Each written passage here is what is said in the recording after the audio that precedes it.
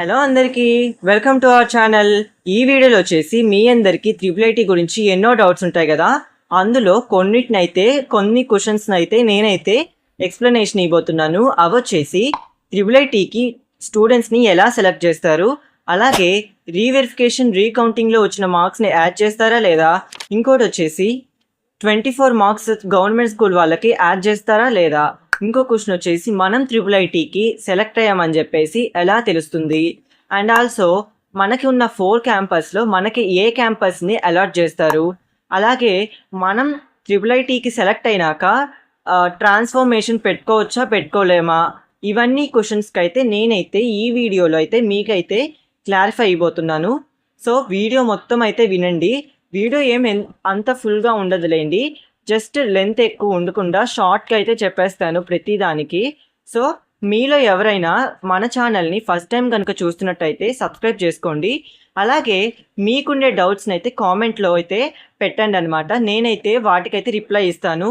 And also మీకు next ఏ video కావాలో కూడా కామెంట్లో అయితే పెట్టండి, నేను దాని గురించి అయితే వీడియో చేస్తాను. అండ్ ఇంకా లేట్ చేయకుండా మనమైతే వీడియోలోకి అయితే వెళ్ళిపోదాము. Let us start our video. ఇంకా ఫస్ట్ వన్ వచ్చేసి ఆర్జీయూకేటీలో మొత్తం ఎన్ని సీట్స్ ఉన్నాయో ఫస్ట్ అయితే తెలుసుకుందాం. అలాగే మన ఆర్జీయూకేటీ అంటే తెలుసు కదా మీ అందరికీ. ఒకవేళ తెలియకపోతే నేను ముందు వీడియోలో details about triple IT AP గురించి అయితే చేస్తున్నాను, మీరైతే ఒకసారి ఆ వీడియో చూసేయండి ఎవరికైతే తెలియదో. అండ్ మనకి తెలిసినట్టుగానే ఏపీలో 4 క్యాంపసెస్ అయితే ఉన్నాయి కదా. ఈ 4 క్యాంపసెస్ కలిపి 4400 సీట్స్ అయితే ఉంటాయన్నమాట. అంటే ప్రతి క్యాంపస్కి 1100 సీట్స్ అయితే కేటాయించబడి ఉంటుంది. సో ఈ 1100 సీట్స్లో రిజర్వేషన్ కూడా ఉంటుందిలేండి. ఆ రిజర్వేషన్ గురించి మనం ఇంకో వీడియోలో తెలుసుకుందాం. ఈ వీడియో మెయిన్ పర్పస్ వచ్చేసి ఎలా సెలెక్షన్ చేస్తారు అదే కదా, కాబట్టి మనం అయితే దాని గురించే తెలుసుకుందాం. ఇంకా గవర్నమెంట్ స్టూడెంట్స్కి వచ్చే డౌట్ వచ్చేసి 24 మార్క్స్ యాడ్ చేస్తారా లేదా. అసలు 24 మార్క్స్ అంటే ఏంటంటే 10th క్లాస్లో 6 సబ్జెక్ట్స్ ఉంటాయి కదా. 6 సబ్జెక్ట్స్లో ప్రతి సబ్జెక్ట్కి 4 మార్క్స్ని అయితే యాడ్ చేస్తారనమాట. అంటే 24 మార్క్స్ని అయితే 10th క్లాస్ స్టూడెంట్స్కి వాళ్ళ యొక్క 10th క్లాస్లో వచ్చిన మార్క్స్కి 24 మార్క్స్ని అయితే యాడ్ చేసి మెరిట్ని బట్టి అయితే స్టూడెంట్స్ని అయితే సెలెక్ట్ చేస్తారనమాట. సో 10th క్లాస్ వాళ్ళ గవర్నమెంట్ స్కూల్ వాళ్ళకి 24 మార్క్స్ యాడ్ చేయడం అయితే కన్ఫర్మ్గా ఉంటుందన్నమాట. ఎటువంటి చేంజ్ అయితే లేదనమాట దీంట్లో. దాన్ని బట్టే గవర్నమెంట్ స్కూల్ వాళ్ళని అలాగే ప్రైవేట్ స్కూల్ వాళ్ళని కలిపి అయితే మనకైతే సెలెక్షన్ అయితే చేస్తారనమాట. ఇంకొక డౌట్ మీ అందరికీ చాలా మందికి ఉండేది ఏంటంటే రీవెరిఫికేషన్ రీకౌంటింగ్లో మార్క్స్ని యాడ్ చేస్తారా లేదా. చాలామంది రీవెరిఫికేషన్ రీకౌంటింగ్ అయితే పెట్టుకో ఉంటారు. ఒక పక్క నోటిఫికేషన్ టైం అయిపోతుందని చెప్పేసి త్రిబుల్ ఐటీకి అప్లై చేసి ఉంటారు, ఇక్కడ రీవెరిఫికేషన్ రీకౌంటింగ్ పెట్టుకో ఉంటారు కదా. మనకి నోటిఫికేషన్లో ఉన్న దాని ప్రకారం ఏంటంటే రీవెరిఫికేషన్ రీకౌంటింగ్లో పెరిగాయి అనుకో మార్క్స్, మనం లాస్ట్ డే అప్లికేషన్ ఎప్పుడు May 30 వరకు అయితే మనకి లాస్ట్ డే కదా త్రిబుల్ ఐటీకి అప్లికేషన్. ఆ ముందు రోజు లేకపోతే ఆ రోజు 5 గంటల లోపు అయితే మనం త్రిబుల్ ఐటీ వాళ్ళ ఈమెయిల్కి అయితే మనం పెట్టాలన్నమాట మన మార్క్స్ మెమోని. అప్పుడు వాళ్ళు దాన్ని కన్సిడర్ చేస్తారనమాట. ఒకవేళ మనం పెట్టలేకపోయామనుకో రీవెరిఫికేషన్ రీకౌంటింగ్ మార్క్స్, మనం అప్లై చేసేటప్పుడు ఎటువంటి మార్క్స్ అయితే పెట్టామో వాటిల్నే వాళ్ళు కన్సిడర్ చేసి మనకి సీట్ వస్తుందో లేదో అయితే డిసైడ్ చేస్తారనమాట. సో మనకి రీవెరిఫికేషన్ రీకౌంటింగ్లో మీకు ఎవరికైనా మార్క్స్ కనుక పెరిగాయి అనుకో కన్ఫామ్గా May 30 లోపు, అంటే May 30 5 గంటల లోపు అయితే మీరైతే ఈమెయిల్ వాళ్ళకి చేసేయాలన్నమాట. అప్పుడే మీకు రీవెరిఫికేషన్ రీకౌంటింగ్లో ఉన్న మార్క్స్ని అయితే వాళ్ళు తీసుకుంటారనమాట. ఇంకో డౌట్ వచ్చేసి మనకుండే 4 క్యాంపస్లో ఏ క్యాంపస్ని మనకి ఇస్తుందో అని అయితే చాలా మందికి అయితే డౌట్ ఉంటుంది కదా. ఇంకొంతమంది ఏమనుకుంటారంటే ఎక్కువ మార్క్స్ వచ్చిన వాళ్ళకి ఒక క్యాంపస్ ఉంటుంది, తక్కువ మార్క్స్ వచ్చిన వాళ్ళకి ఒక క్యాంపస్లో వేస్తారని అనుకుంటారనమాట. మనకి క్యాంపస్ ఎలా ఇస్తుందా అనేది ఎవరికి చెప్పలేరనమాట. ఎందుకంటే క్యాంపస్ అనేది మనకి దగ్గరలో ఉండేదాన్ని బట్టి అయితే ఇస్తారనమాట, అలాగే మెరిట్ని బట్టి అయితే కాదు. ఎందుకంటే త్రిబుల్ ఐటీకి వచ్చే వాళ్ళందరూ అయితే మెరిట్ స్టూడెంట్సే కాబట్టి ఎక్కడ ఏ క్యాంపస్ వచ్చినా కానీ ఒకటే అనమాట. అలాగే ఒక క్యాంపస్ బెస్ట్ ఇంకో క్యాంపస్ బెస్ట్ అని అయితే ఏమీ లేదనమాట. ఏ క్యాంపస్ అయినా కానీ బెస్టే అనమాట. ఏ క్యాంపస్ ఎలా ఉంటుందో అనేది మనం ఆలోచించకూడదు. అన్ని క్యాంపస్ ఆర్జీయూకేటీకి సంబంధించినవి కాబట్టి ఏదైనా ఒకటే. సో మీలో ఉండే డౌట్ అదే అనమాట. ఎక్కువ మంది ఉంటే ఎక్కువ మార్క్స్ వచ్చిన వాళ్ళు ఒక క్యాంపస్, తక్కువ మార్క్స్ వచ్చిన వాళ్ళు ఒక క్యాంపస్ అనేవి పెడతారు అని అనుకుంటారు. కానీ అలా ఏమి ఉండదు. అన్ని మార్క్స్‌ని కలిపే అందరిని కలిపే క్యాంపస్ అనేది ఇస్తారనమాట. ఇలా మనకి దగ్గరలో ఉండే క్యాంపస్‌ని మెయిన్‌గా అయితే ఇస్తారనమాట. మనం పెట్టిన ప్రిఫరెన్స్‌ని బట్టి కూడా ఇస్తారనమాట. అంటే మనం పెట్టిన క్యాంపస్ ప్రిఫరెన్స్‌ని బట్టి, మనకి దగ్గరలో ఉండే దాన్ని బట్టి, అలాగే మన మార్క్స్‌ని బట్టి క్యాంపస్‌నైతే అలొకేట్ చేస్తారనమాట. అండ్ ఇంకొక డౌట్ వచ్చేసి, మనం సెలెక్ట్ అయిన తర్వాత ట్రాన్స్‌ఫార్మ్ పెట్టుకోవచ్చా లేదా అన్నమాట. ఫస్ట్ అయితే మనకి సీట్ గనక వచ్చింది అంటే, మీకు గనక సీట్ వచ్చింది అంటే కన్ఫర్మ్‌గా అయితే మీరైతే కౌన్సిలింగ్ అటెండ్ అవ్వండి.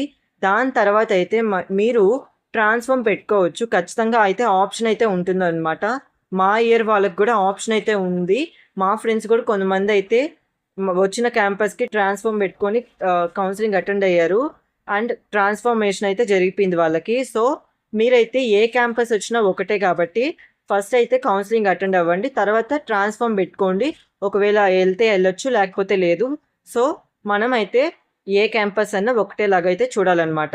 ఇంకో డౌట్ మీ అందరిలో ఉండేదైతే, మనం ట్రిపుల్ ఐటీకి సెలెక్ట్ అయ్యామని చెప్పేసి ఎలా తెలుస్తుంది అని అయితే ఉంటుందన్నమాట కొంతమందికి.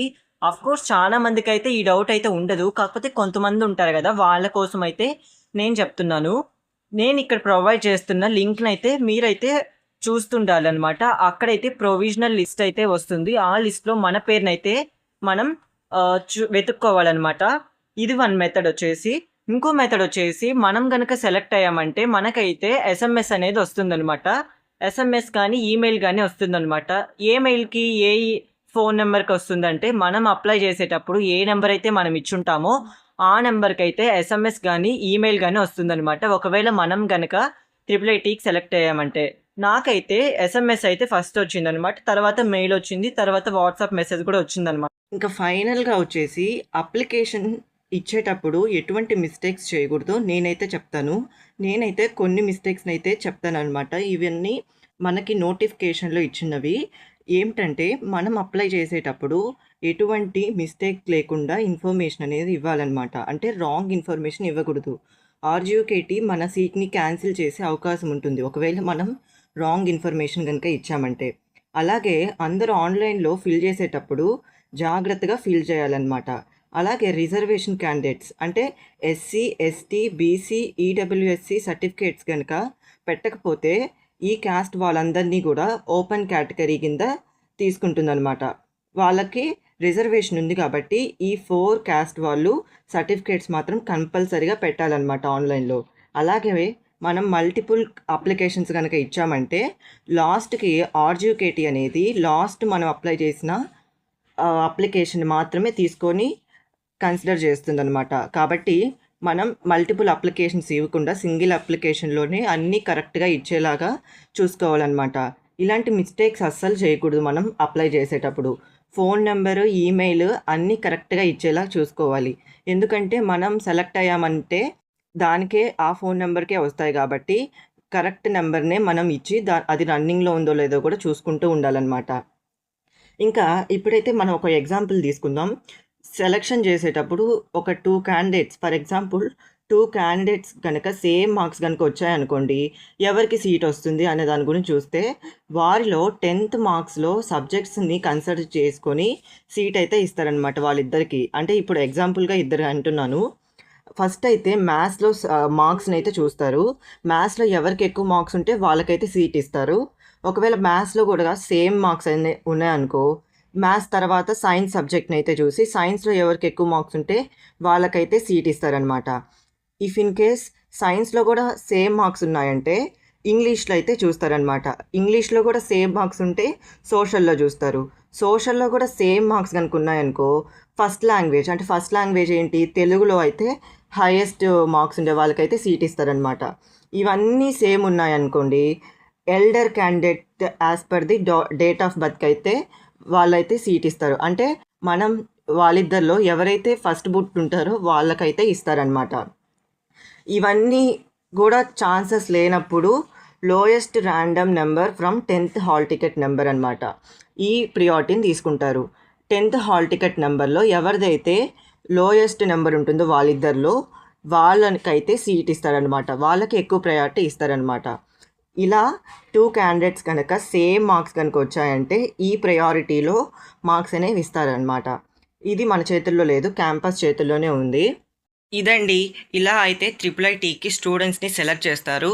నేనైతే నేను చెప్పిన స్టార్టింగ్లో చెప్పిన ప్రతి ఇన్ఫర్మేషన్ అయితే కవర్ చేశానని అనుకుంటున్నాను.